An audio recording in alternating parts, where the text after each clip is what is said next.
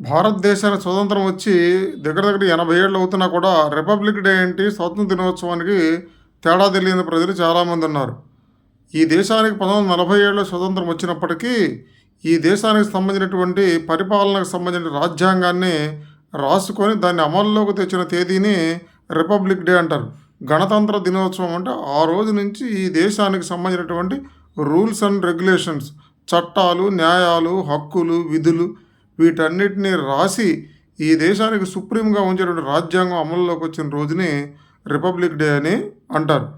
ఈ దేశంలో ప్రతి మనిషికి, ప్రతి రాజకీయ నాయకుడికి, ప్రతి పిల్లాడికి వాళ్ళ విధులు ఎలా ఉన్నాయి, వాళ్ళ రూల్స్ ఎలా ఉన్నాయి, రెగ్యులేషన్స్ అనేవి, న్యాయం అంటే ఏంటి, చట్టం అంటే ఏంటి, ప్రపంచంలో గొప్ప గొప్ప దేశాల నుంచి గొప్ప గొప్ప రూల్స్ అన్నింటినీ సేకరించి ఒక నిఘంటువుగా ఏర్పాటు చేసి భారత రాజ్యాంగాన్ని అంబేద్కర్ గారి సారథ్యంలో రాశారు.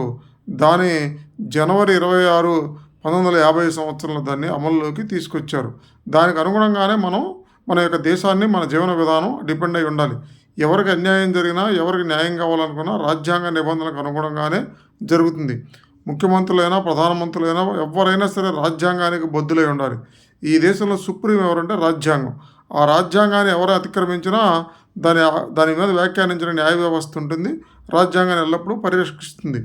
దేశంలో దేశభక్తి తగ్గిపోయి కనీసం స్వతంత్ర దినోత్సవం అంటే ఏంటి, రిపబ్లిక్ డే అంటే ఏంటి కూడా కామన్ మ్యాన్కి తెలియట్లా. కేవలం పాఠశాలల్లో మాత్రమే దేశభక్తి అనేది మిగిలింది.